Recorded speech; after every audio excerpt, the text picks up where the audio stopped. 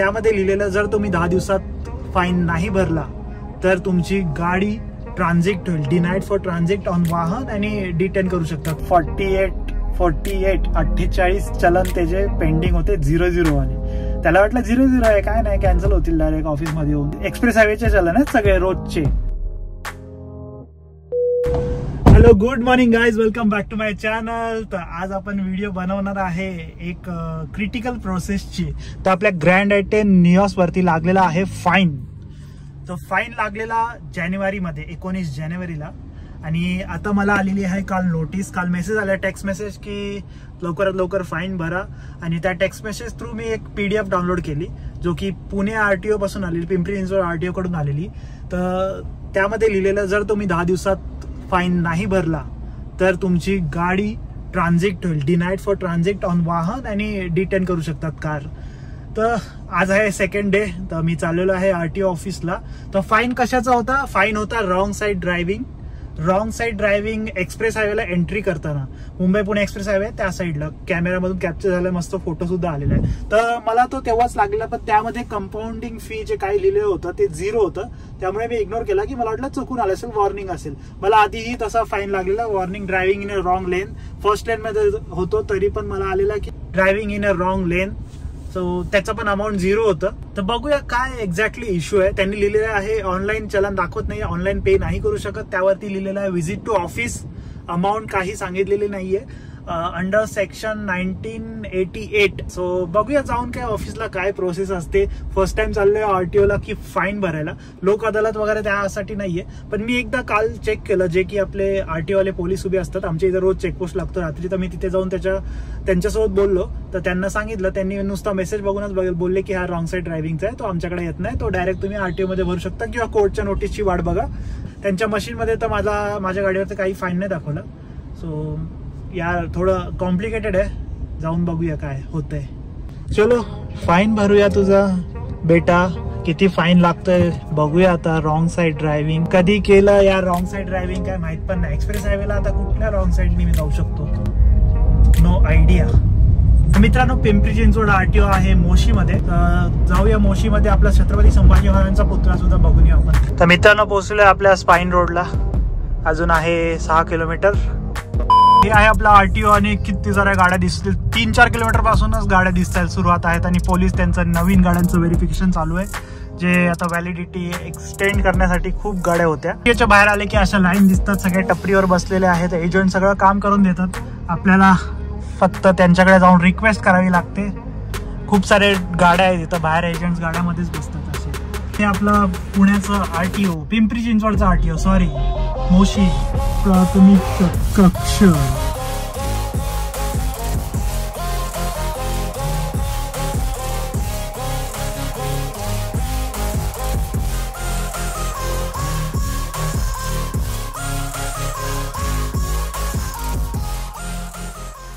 A few minutes later. तर बोला छत्रपती संभाजी महाराज की जय.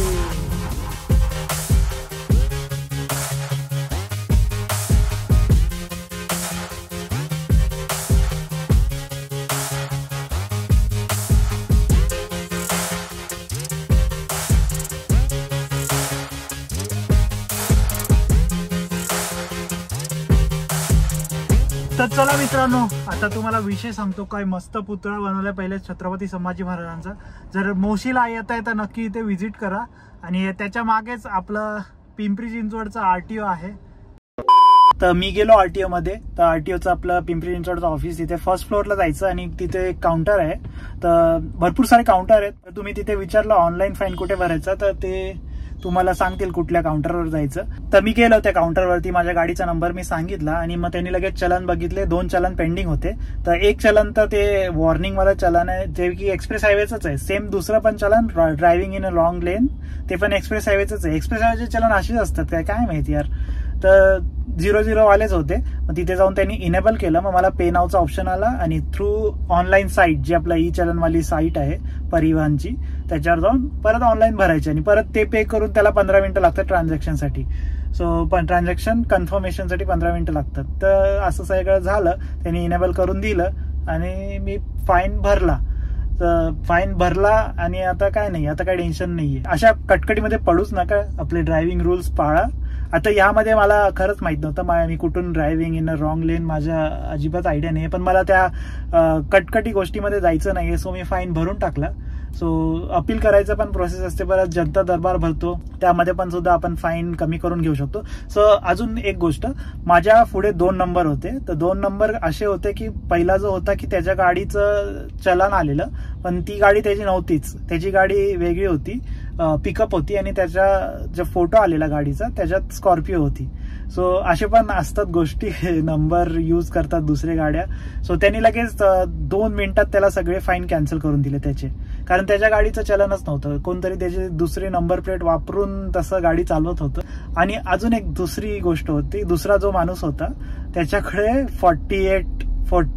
48 चलन त्याचे पेंडिंग होते, 00 वाले. त्याला वाटलं 00 आहे, काय नाही, कॅन्सल होतील डायरेक्ट ऑफिसमध्ये येऊन.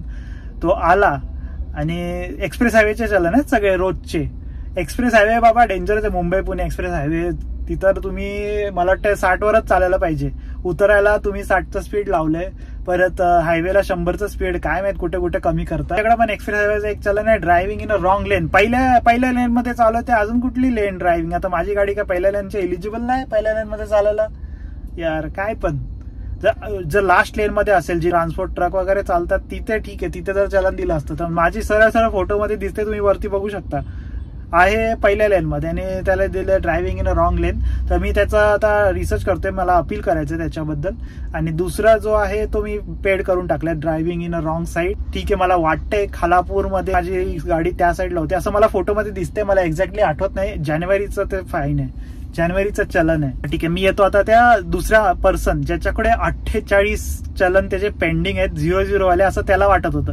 इथे आल्यावर त्यांनी दाखवलं की त्याची RC बुक त्याला द्यावी लागेल, आणि ते रोज त्याच्यासाठी एक दिवस चलन टाकणार 5-5 हजारचं, कारण एवढे चलन त्याच्या पेंडिंग आहेत. तर 5-5 हजारचा फाईन लागणार, म्हणजे 48 चलनचा किती फाईन होईल ते तुम्ही विचार करा. तर मित्रांनो, कन्क्लुजन हे आहे की जर तुमचं पण 0 अमाऊंटचा चलन असेल तर ते तुम्हाला वाटेल की ते वॉर्निंग आहे, तर माझ्यासारखं वॉर्निंग वाटून घेऊ नका. तुम्ही जा RTO मध्ये, तिथे जाऊन ते तुम्हाला क्लिअर करावंच लागेल. 0 अमाऊंटचं चलन नसतं. फाईन आपल्याला ऑनलाईनच भरावा लागतो, ते फक्त न्यू लाईन ऍड करतात, सेम जे चलन लागलेलं आहे आपलं तीच लाईन ऍड करतात, आणि ते आपल्याला इनेबल करून देतात की आपण ऑनलाईन भरू शकतो. तर मित्रांनो, ही छोटीशी व्हिडिओ आवडली असेल तर नक्की like, share, subscribe. Drive save करा, या चलनच्या झंझटीपासून वाचा. आणि जर तुम्ही ऑनलाईन चलन भरत असाल तर लॅपटॉप किंवा PC वरून भरा, अदरवाईज तुमचं फोनवरती ट्रान्झॅक्शन अटकून जाईल. So thank you for watching, bye.